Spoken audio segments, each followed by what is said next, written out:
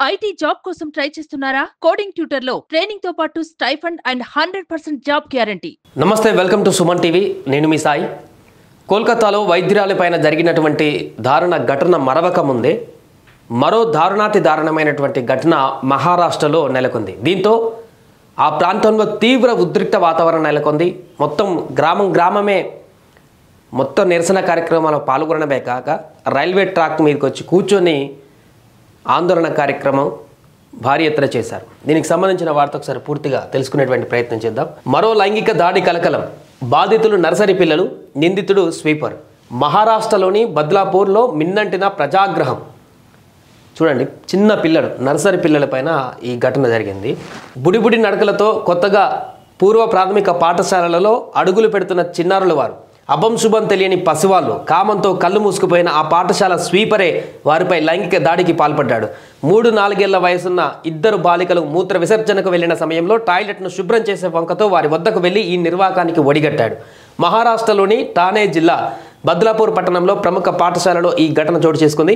అంతర్గత అవయవాల వద్ద నొప్పిగా ఉందని ఒక బాలిక తన తల్లిదండ్రులకు చెప్పడంతో విషయం వెలుగులోకి వచ్చింది. పాఠశాలకు వెళ్లడానికే భయపడిపోతున్న మరో బాలికను వైద్యుల వద్దకు తీసుకువెళ్ళినప్పుడు ఆ చిన్నారి పైన కూడా ఇలాంటి దుశ్చర్య జరిగినట్టుగా తేలింది. వారు పోలీసులకు ఫిర్యాదు చేసిన తొలుత స్పందన కరువైంది. తర్వాత చివరకు శుక్రవారం రాత్రి పోక్సో చట్టం కింద కేసు పెట్టి స్వీపర్ను అరెస్టు చేశారు. విషయం తెలిసి వందల సంఖ్యలో ఇతర విద్యార్థుల తల్లిదండ్రులు, స్థానికులు మంగళవారం ఆగ్రహంతో ఆందోళనకు దిగి పాఠశాలను ధ్వంసం చేశారు. బద్లాపూర్ రైల్వే స్టేషన్ పైన రాళ్ల దాడికి పాల్పడ్డారు.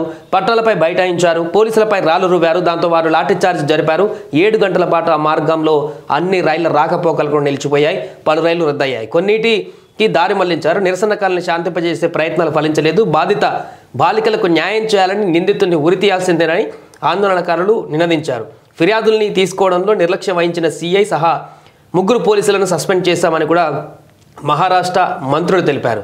చూడండి, ఇది నిన్న బద్లాపూర్ రైల్వే స్టేషన్ వద్ద పట్టాలపైన ఆందోళన చేస్తున్నటువంటి దృశ్యం. ఇది పూర్తిగా ఎవరైతే ఆ స్కూల్లో చదువుతున్న పిల్లలు, వారి తల్లిదండ్రులు, వారి సన్నిహితులు, ఆ ప్రాంతంలో ఉన్నటువంటి మిగతా స్థానికులు, ఇప్పుడు ఒక ఘటన జరిగింది కోల్కతాలో. అలాంటి సందర్భంలోనే పసి పిల్లలపైన జరిగినటువంటి దాడిని జీర్ణించుకోలేక ముక్తఖండంతో ఖండించడానికి ఏకతాటిపైకి వచ్చినటువంటి పబ్లిక్ వీళ్ళంతా మొత్తం రైల్వే ట్రాక్ని మొత్తం బ్లాక్ చేసి అక్కడ ఆందోళన చేశారు. పోలీసులు వచ్చి ఆందోళన విరమించే ప్రయత్నం చేస్తుంటే అక్కడ రాళ్ళు రువ్వేటువంటి ప్రయత్నం కూడా చేశారు. దాంతో పోలీసులు కూడా లాఠీచార్జ్ చేశారు. దీంతో అక్కడ కొంత ఉద్రిక్త పరిస్థితి కూడా నెలకొంది నిన్న. సో విచారణకు సిట్.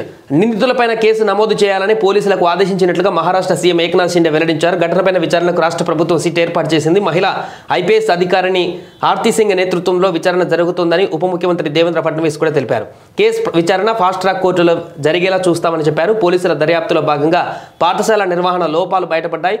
బాలికల టాయిలెట్ నిర్వహణ కోసం పనిచేసిన మహిళలను కేటాయించలేదని, పలు సీసీటీవీ కెమెరాలు పనిచేయడం లేదని వెల్లడింది. ఆందోళనపైన స్పందించిన జాతీయ బాలల హక్కుల పరిరక్షణ కమిషన్ దర్యాప్తు నిమిత్తం బద్లాపూర్కు బృందాన్ని పంపాలని నిర్ణయించింది. ఘటనపైన పాఠశాల యాజమాన్యం తీవ్ర విచారం వ్యక్తం చేసింది. ప్రిన్సిపల్ను, బాధిత పిల్లల క్లాస్ టీచర్ను, 2 సిబ్బందిని సస్పెండ్ చేసింది.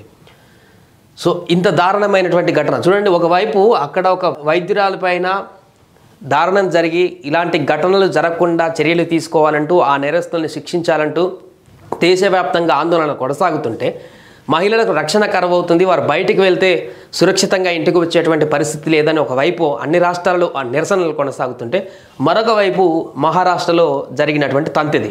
చిన్న పిల్లలు అంటే స్కూల్కి చిన్న పిల్లల్ని పంపించడానికి కూడా భయపడేటువంటి పరిస్థితి ఇలాంటి వ్యక్తుల వల్ల.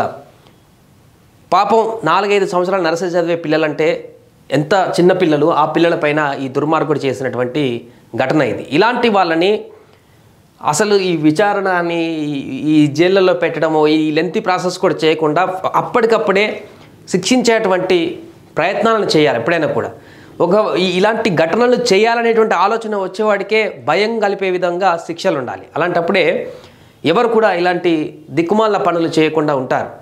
సో ఆ వ్యక్తి ఇలా చేశాడని చెప్పేసి తల్లిదండ్రులు పోలీసుల దగ్గరికి ఫిర్యాదుకి వెళ్తే వాళ్ళు స్పాట్లో వెంటనే వాళ్ళు రియాక్ట్ అయ్యేటువంటి విధానం కరెక్ట్గా ఉంటే పోలీసులు కూడా ఇంత ఆందోళన జరిగేటువంటి పరిస్థితి ఉండకపోయేది. వారు నిర్లక్ష్యంగా వహించారు కాబట్టే మిగతా పేరెంట్స్ అందరికి కూడా ఒకరికొకరు ఇదంతా చెప్పుకోవడంతో వారందరూ కూడా తీవ్ర ఆగ్రహానికి వ్యక్తమై ఈ ఆందోళనకు కారణమైంది. ఏదేమైనా కూడా వరుసగా జరుగుతున్నటువంటి ఘటనలు అయితే చాలా ఆందోళన కలిగిస్తున్నాయి. పిల్లలపైన, మహిళలపైన చిన్న పెద్ద అని తేడా లేకుండా ఇలాంటి దుర్మార్గులు చేస్తున్నటువంటి ఘటనలు అయితే తీవ్ర ఆందోళన కలిగిస్తున్నాయి. దీనికి సంబంధించి ప్రభుత్వాలే ఖచ్చితంగా దీనికి సంబంధించి ఒక కఠిన నిర్ణయం తీసుకోవాల్సిన అవసరం ఉంది. లేదంటే ప్రజాగ్రహానికి గురవుతారు రోజు ఇలా రోడ్లపైన ట్రాక్లపైన. ఇంకా భవిష్యత్తులో ఆ ప్రజాగ్రహం ఎక్కువైతే ఏం జరుగుతుందనేది ఇతర దేశాల్లో చూస్తున్నాం. అలాంటి పరిస్థితి కూడా మన దగ్గర వచ్చేటువంటి అవకాశం ఉంది కఠినమైనటువంటి చర్యలు తీసుకోకపోతే.